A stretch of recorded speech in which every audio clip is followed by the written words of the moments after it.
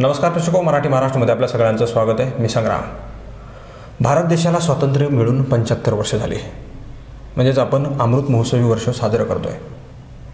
देशाला स्वातंत्र्य मिळून 75 वर्ष जरी झाली असली तर देशामधली भेदभावाची धुरी कायम आहे, ती दरी कायम आहे।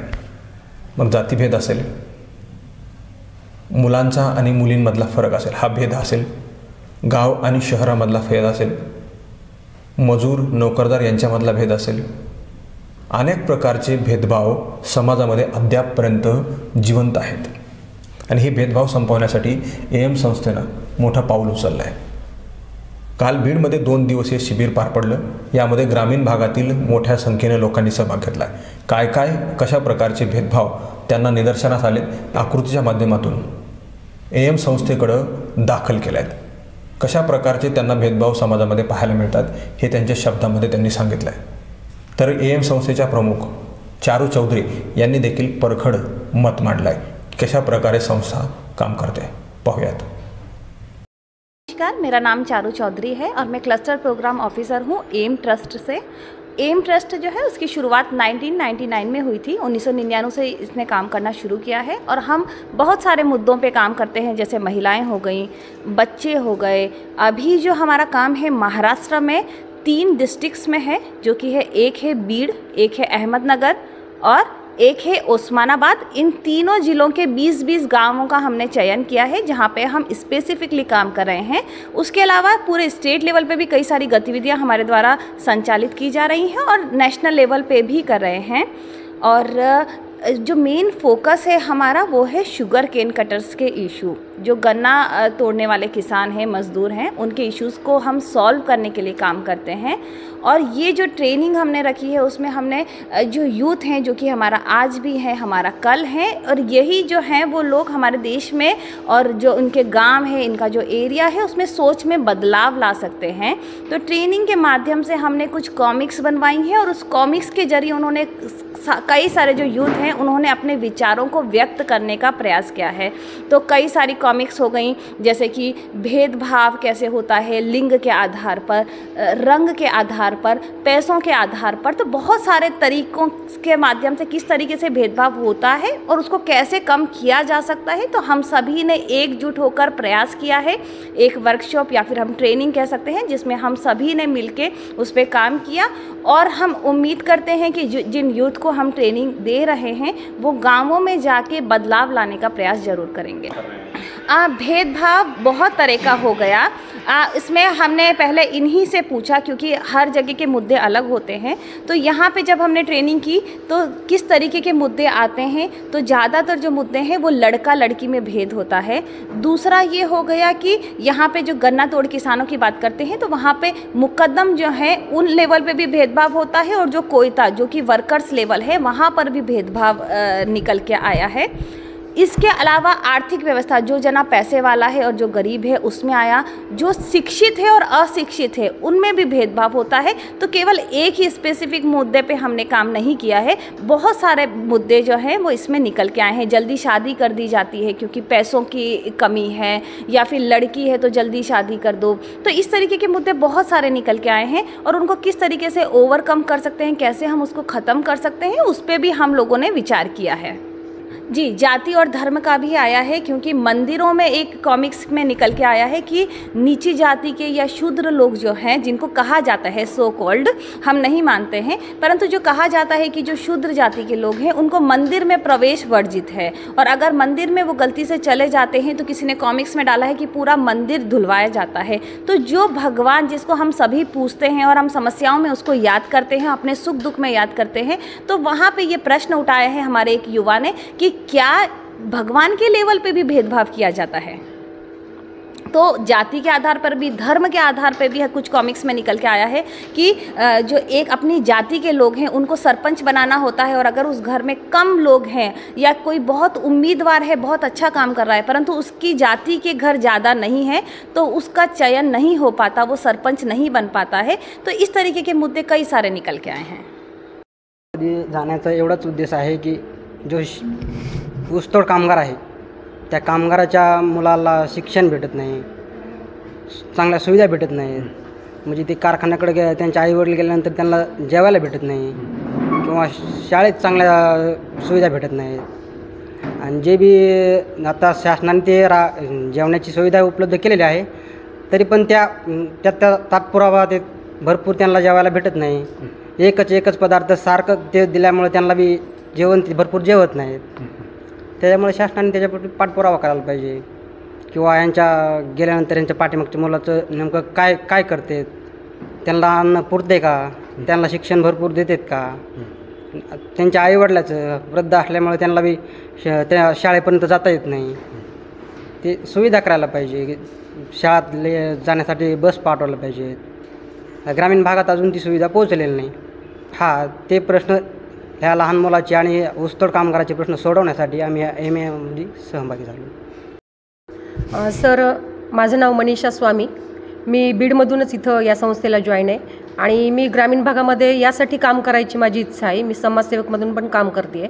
तर असं आढळून येते ग्रामीण भागामध्ये की मुलगा आणि मुलगी खूप असमानता आहे.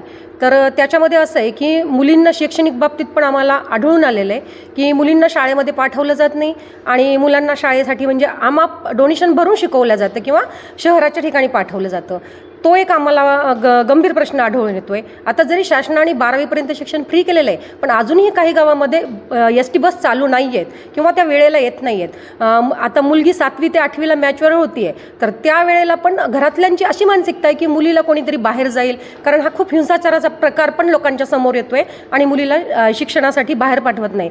आणि ही जी असमानता आहे, तर याच्यासाठी आम्ही एक समान मुलगा आणि मुलगी समान असावी या उद्देशाने आम्ही खूप सारा प्रयत्न करतो आहे आणि आम्हाला हे एक समान लेवलवर मुलगा आणि मुलगी आणून सोडायचं आहे. यासाठी आम्ही या संस्थेमध्ये आत्ताही काम करतो आहे आणि यापुढेही आम्ही संस्थेसोबत जोडून राहून कायमस्वरूपी काम करणार आहोत. माझं नाव रेवती धिवार.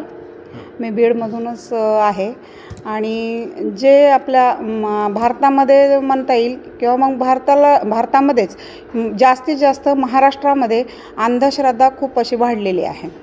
तर त्याच्यावर आम्हाला म्हणजे सांगायचं असं आहे की समजा एखाद्या बाईला मूल होत नसेल तर ती एखादा बुवा बाबा बघते, त्याच्याकडं वाऱ्या करायच्या, त्याला सोनं पैसा वगैरे द्यायचा आणि मग तो काहीतरी अंगारा देणार, लावणार, उपास तापास करायला लावणार. आणि ह्या सगळ्या अंधश्रद्धा अशा आहेत की त्यांना असं वाटतं की त्या बाबांनी काहीतरी दिल्यानंतर मला मूल होणार आहे.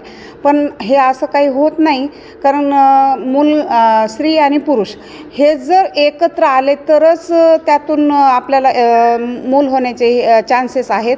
किंवा अंगाऱ्यानी किंवा एखाद्याच्या दवा गोळ्या जडीबोटी देऊन जर मूल होत असतील तर मग नवरा बायको आणि लग्न ह्या गोष्टी कशाला. तर ही सगळी अंधश्रद्धा आपल्या महाराष्ट्रामध्ये खूप अशी पसरलेली आहे. तर तेच काम कमी करण्याचं काम आम्ही प्रत्येक खेड्यापाड्यांमध्ये करतो आहे. आणि ही जी संस्था आहे तर ह्या संस्थेमध्ये पण आम्ही आत्ता सध्या जुडलेलो आहोत आणि इथून पुढं पण त्या संस्थेमध्ये असेच जुडून राहून ही अंधश्रद्धा कमी करण्याचा प्रयत्न करतो आहे. माझं नाव अनुसया ज्ञानोबा चव्हाण. मी राहणार काळेगाव हवेली. मी एक अंगणवाडी कार्यकर्ती म्हणून काम करत आहे. त्याच्यामध्ये मी गृहभेटी देते अंगणवाडीद्वारे. त्याच्यामध्ये मला भरपूर समस्या आढळून येतात. गरोदर मातांना गृहभेट ज्यावेळेस द्यायला गेलो त्यावेळेस काही ठिकाणी मुलींचा बालविवाह केला जातो, काही मुले कुपोषित असतात. अशा खूप म्हणजे खेडेगावामध्ये ग्रामीण भागात समस्या येतात. तर त्या प्रत्येक समस्या आम्ही गृहभेटीच्याद्वारे खूप म्हणजे असे जनजागृती केली त्यांची की बालविवाह थांबावा, येणारं बाळ कुपोषित होऊ नये, सुदृढ बालक व्हावा. यासाठी आपण का नाही ज्या आपल्या अंगणवाडीत योजना स्कीम ज्या असतात ना त्या घरोघर पोहोचून गृहभेटीच्याद्वारे सक्षमीकरण करते महिलाचं.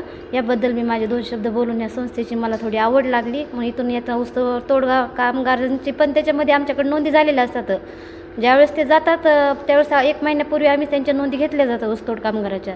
त्यांच्या पण मुलांचे प्रश्न पण आम्ही गृहभेटीच्याद्वारे त्यांना समस्या सगळ्या समजून सांगतो. तर जिथं जिथं त्यांच्या योजनेचा लाभ भेटेल तिथं तिथं ती दिशा आम्ही त्यांना मुलांना दाखवून देतो.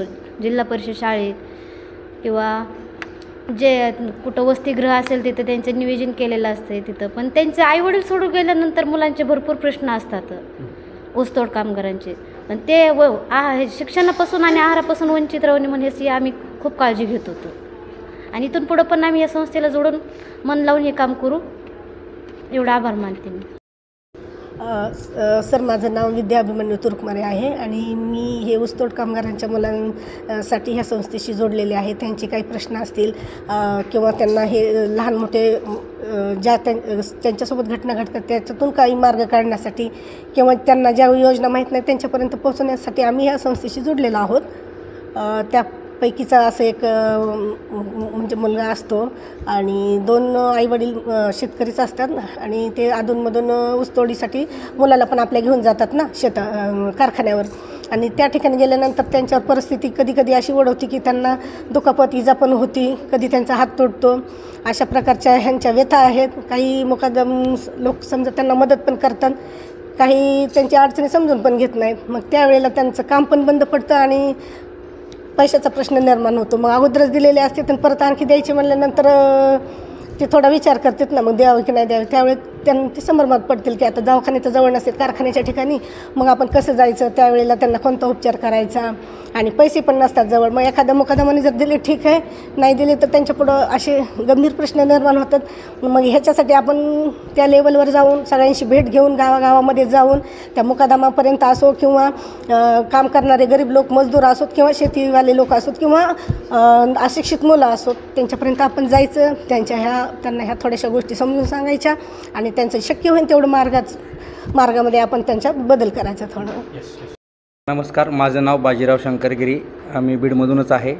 AM संस्थेशी मी यासाठी जोडलो आहे की आजही ग्रामीण भागात जर बघितलं तरी कमी जातीचा जो काही व्यक्ती असतात त्यांना वेगवेगळ्या प्रकारचा त्रास सहन करावा लागतो. त्यांना कधी मंदिरात प्रवेश दिला जात नाही आणि काही त्यांचे जे काही मुलं असतात हे उच्च शिक्षण घेऊन देखील जरी गावात आले तरी त्यांना तिरस्काराची वागणूक दिली जाते.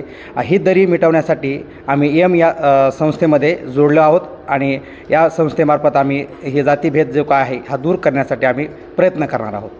महाराष्ट्रातील ताज्या घडामोडींसाठी मराठी महाराष्ट्राला सबस्क्राईब करा आणि बेल आयकॉन प्रेस करा.